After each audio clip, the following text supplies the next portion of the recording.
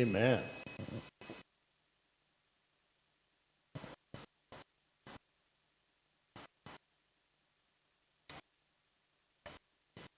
I have a sweet memory years ago of being in Pátzcuaro in Michoacán in Mexico. Pátzcuaro is a little town, a Native American, original indigenous community in Mexico, the Purépecha Indians. And it is there in their graveyards that the tradition of Day of the Dead got going, all the way back. They are the original Day of the Dead Mexican people. And as we know, this is a tradition that was indigenous and then got incorporated into the Catholic Church in Mesoamerica. It's another example of religion bubbling up from the people, right? From us, not ultimately being imposed on us in an artificial way, but being a reflection of our collective unconscious, our collective consciousness and inner life that we share together. A beautiful sight, seeing all these bonfires late at night, roaring in the campfires with people all around singing, partying, drinking, and having a swell time. I was told, it can get kind of rowdy out there, so you might, look and then move on. But a wonderful, positive experience that they have of remembering the dead. A real gift to this country, too, right? Day of the Dead. Having not a mournful and frightful sensation and thought pattern around death, but rather one of celebration of life, the life that lasts past death. And that's what we're about here today. The whole idea of life after death in Christianity is a complicated one. We've talked about it before. It's not a clear doctrine that we find about it in the Bible and the Hebrew Scriptures. Of course, there was no afterlife. The Hebrew people didn't believe in that until much later in their history. So the Hebrew Scriptures that we have in our Christian Bible reflect a culture that suggested that when people died, they were dead and that was it and goodbye. You're under the ground sleeping with your fathers, so to speak. But that's all there is to it. There's no reference to any kind of afterlife. So our ideas about afterlife came much later in the history of the faith, much influenced by the Greek traditions around this subject. Yeah, the Greek ideas of an afterlife, of Hades, of the Elysian fields, etc. That crept into the culture in Israel, and then in the time of Jesus, there were 2 points of view about the whole subject. Yes, there was the Pharisees who believed that there was a resurrection and an afterlife, and the Sadducees who did not believe in that. So there was dispute about this whole topic at the time. And then when you read what Jesus had to say about the subject, that gets complicated too, because he does refer to hell, to heaven and hell.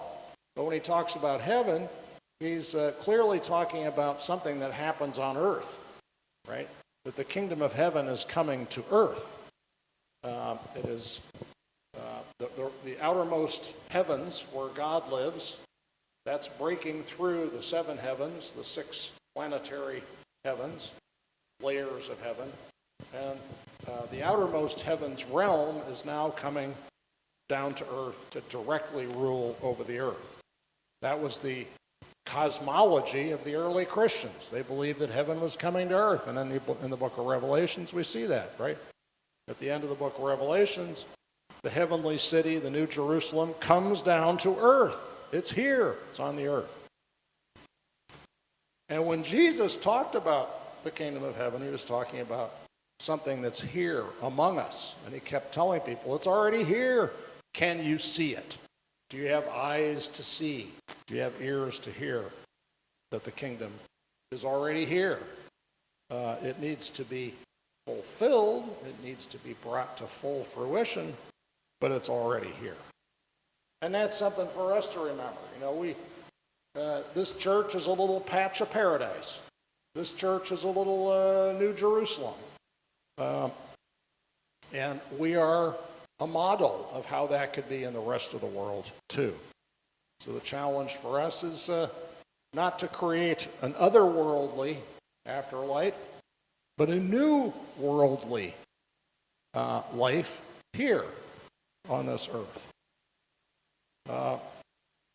My own view of death itself, not original to me. I've heard others express the same idea. And we can talk at coffee hour about what you think about it. But my own view of it is that death, at least for some of us, it's in that process of dying, there's a period when our sensorium turns off. We can't hear, we can't see. Our sense of the rhythms of life, of our own rhythms, goes away. And when that happens, we're in a state of timelessness. We don't know what time it is. We don't have a sense of time at all. We've entered into eternity in the present moment. And of course, there are other contexts in which that happens, right? You get fascinated by something. You know how it goes.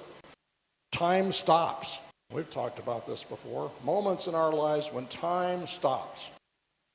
And minutes, hours pass even, and we don't even notice how much time has passed because we're so in the moment. We're so in the eternal now. So subjectively, my conjecture is, at least for some of us, we go into that state of the eternal now. Nobody knows when they're dead, because then you're not able to know it, right? So you only know life, and there may be a period at the end of our lives when we enter into the state of timelessness, when we have no sense of time. And to prepare for that, what should we do? Well, we should be cultivating our imaginations, yes, in a positive direction, to imagine beautiful things, and to focus our attention on what is beautiful and good and true. And if we do that, we have prepared ourselves for a good death. But we've also prepared ourselves for a good life. It's the same. So let us not strive after an otherworldly afterlife. Let us strive for a new worldly this life in the present moment, and in the present moment that we'll be in when our physical lives objectively come to an end, but spiritually, subjectively, they carry on in this state.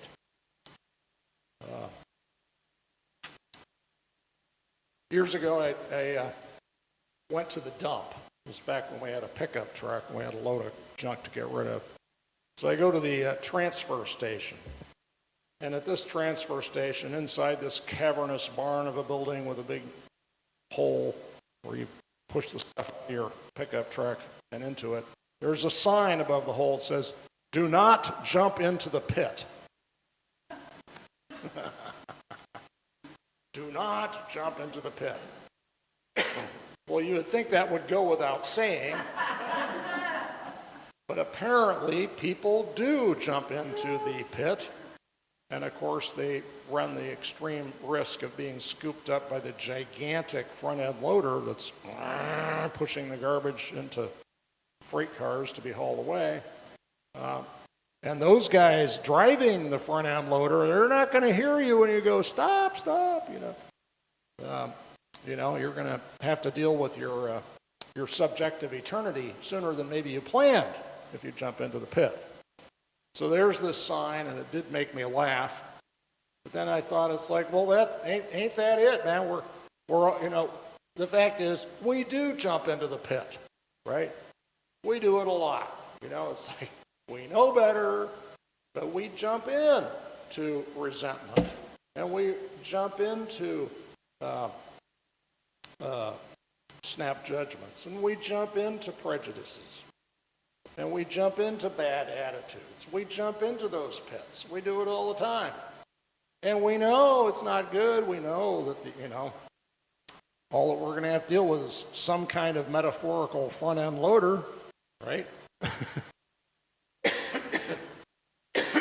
It can't be good what's going to happen, but we do it anyway, right? So we have a choice about whether or not to be in the small h hells that we jump into. And by the way, when Jesus referred to hell, at one point in the scripture, the word that's translated into hell in some Bibles is actually Gehenna, which is actually a physical place. Excuse me. It's the city dump of Jerusalem, is Gehenna, right? So when Jesus says, take your pick. Do you want to be in Gehenna? Do you want to be in hell, or do you want to be in the kingdom of heaven? The hell he's referring to is a garbage dump. And he's just saying, think about it. Don't jump into the pit. Don't go there. Let's not be there. So yeah, we're doing it all the time. We're jumping into the pit. A lot of our ideas about heaven and hell come from Dante, right? 14th century, 15th century, I guess, Italian. Who can correct me on that? 15th century Italian poet whose masterwork, The Divine Comedy, is all about heaven, purgatory, and hell. And there's this wonderful image in hell, an inferno, right? At the bottom of the pit is a hole filled with ice.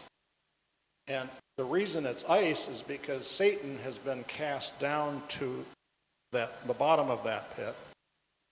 And on the other side is like a funnel. So the cosmos is like a funnel, right? So there's hell, and then on the other side of it is heaven, right? So Satan wants to get back to heaven through that hole where there's water, but he's so busy flapping his wings to get through it that he keeps the water frozen, and he's stuck there, right? He's stuck in the ice that he has created by his flapping of his wings to get out of the ice, to get out of there. And it's a great metaphor, isn't it? It's like, how many of us do that? We're waving our arms, flapping our wings so hard to get out of whatever emotional situation that we're in. We're flapping our wings, and all it's doing is trapping us where we are, keeping us stuck where we are. And if we could just let go and stop flapping the wings and stop wildly trying to force our way out of the situation, the ice would naturally melt, and heaven's right there. We could be there again. So to some degree in our day-to-day lives, and I'm not going to say it's 100%, but certainly to some degree, we have a choice about where to be. We have a choice about what kind of life we want to have, and at some level, what kind of afterlife we want to experience. It's actually part of life. So that's heaven and hell. For us, occupying the same space in the world, the same place. We can see it as heaven. We can experience it as heaven. We can experience it as hell. That was Jesus' message. Kingdom's already here. The kingdom of heaven is here. It's happening. Are we tuned into it? Are we cultivating it within ourselves and in our society? So it seems to me that's what we're about here. We're a community of people who are practicing how to be in heaven, here and now. And we're practicing how to have a good life, even in the process of death. We're here to prepare ourselves for that eternity, that positive eternity that's in front of us now, available to us right now. Let us continue in worship in song.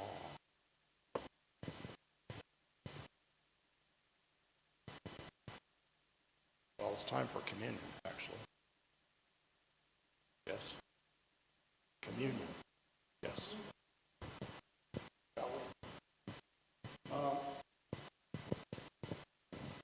So let us commune with each other. The table of the Lord. All are welcome in whatever shape you're in. Whether you're feeling hellish or heavenly, come forward. And as we commune, before we commune, I would invite us to say aloud the names of saints of this church who have passed. Saints whose lives still touch us and matter to us. Just say their names. Members of this church, friends of this church, who are part of that cloud of witnesses. So that even though they can't physically come forward, we can commune at the table of the Lord with them by remembering them. Name. Decker. Pardon? Jim Decker. Jim Decker. All right. Frank Johnson. Others. Bram Johnson. Bram is among us. Others. Frank. Others. Saint. Ah, yeah. Others. Oh, yes, Bobby Agor, of course. Billy Durkee. Petersons.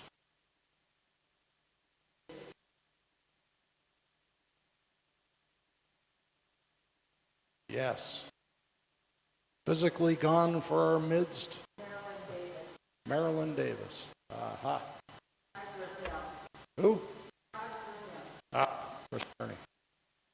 Yes, of course. All right. Let us bring them up with us as we come forward to remember what Jesus said when he broke the bread. He said, "Do this in remembrance of me." We do this now in remembrance of the saints of our church who have gone before us. And he lifted up the cup and said, "This is my life poured out for you." And we remember all the lives that have been poured out for us. Dear ones, relatives, friends, members of this church who have gone before us, poured out their lives into our lives. A living presence within us, just as we take this cup. Come, take, eat, and drink. And I will set aside one piece of bread for our saints, that they commune with us.